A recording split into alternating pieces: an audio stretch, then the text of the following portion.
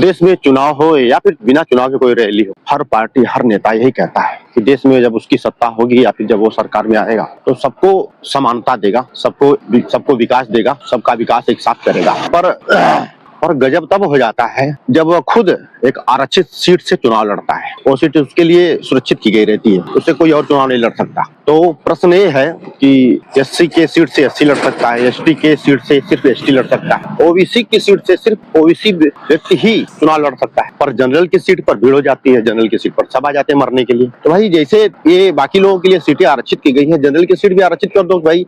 General की seat है तो सिर्फ सवर्ण ही लड़ेगा, उसपे क्षत्रिय लड़ेगा, ब्राह्मण लड़ेगा।